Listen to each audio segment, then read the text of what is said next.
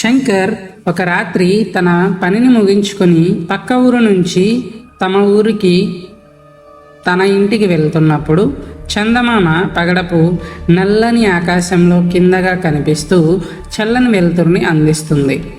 రాత్రి చుట్టూ నిశ్శబ్దంగా ఉంది. గాలితో చెట్లు నెమ్మదిగా ఆడుతున్నాయి. శంకర్ తన పాత సైకిల్ను నెమ్మదిగా తొక్కుతూ చుట్టూ అలా చూస్తూ వెళ్తున్నాడు. ఆ రోడ్డు మీద ఎవరు లేరు, కానీ అతనికి ఎవరో ఉన్నట్లు అనిపించింది. అతను వెనక్కి తిరిగి చూడగానే రోడ్డుకు పక్కన ఒక పెద్ద చెట్టు కింద ఏదో కదిలినట్లు అనిపించి శంకర్ ఆగాడు. అదే చెట్టును చూస్తూ ఉన్నాడు. ఒక్కసారిగా ఒక చల్లటి గాలి అతని ముఖం మీద తాకి నిటారుగా నిలిచేలా చేసింది.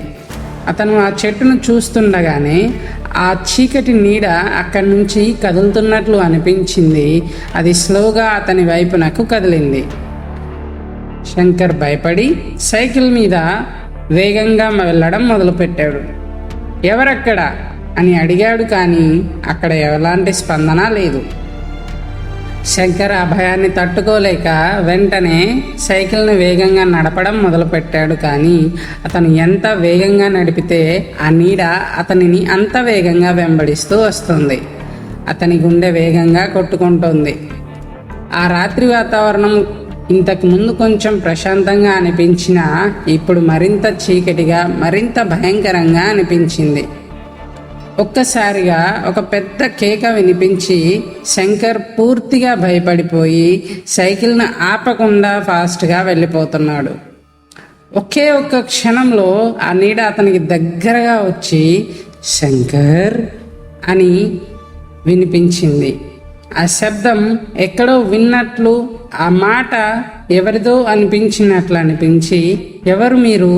నా దగ్గర మీకేం కావాలి అని అతను భయంతో అరిచాడు. ఆ మాటలు మరింత తీయగా మారిపోతూ, శంకర్, ఇది నీకు తెలుసా అని ఆ శబ్దం మృదువుగా మాట్లాడుతుంది. శంకర్ అలా చుట్టూ తిరిగి ఆ నీడను చూశాడు. ఆ నీడ చెట్టు కింద నిలబడి ఉంది. ఆ చీకటి మధ్యలో ఒక వ్యక్తి ఆకారం కనిపించింది. నువ్వు నన్ను మర్చిపోయావు, కానీ నేను ఎన్నటికీ నిన్ను విడిచిపెట్టను అని ఆ స్వరం చెప్పింది. ఆ స్వరం అతనికి చాలా పరిచయమైనట్లుగా అనిపించింది, కానీ ఎక్కడ విన్నాలో గుర్తు రావడం లేదు.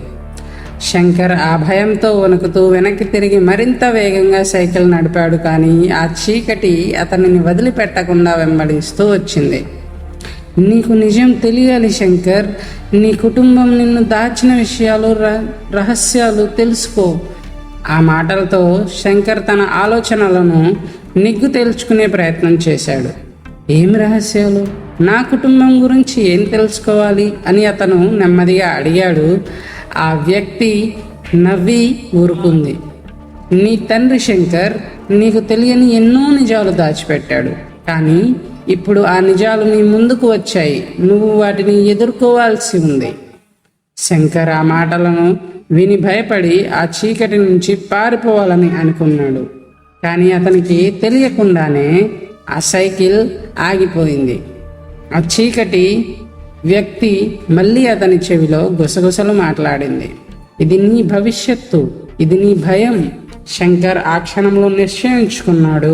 నేను ఈ భయాన్ని ఎదుర్కొంటాను, నాకు కావలసిన నిజాలు తెలుసుకుంటాను అని అతడు గట్టిగా మాట్లాడాడు.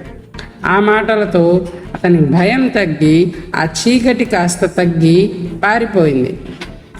శంకర్ తన సైకిల్ని నడుపుకుంటూ ఆ రాత్రి భయంకరమైన చీకటి నుంచి బయటపడి ఇంటివైపు సాగాడు. ఇకపై భయానికి బలి కాకూడదు. అతను ఇప్పుడు తన కుటుంబం నుంచి దాచిన రహస్యాలను తెలుసుకోవడానికి సిద్ధంగా ఉన్నాడు.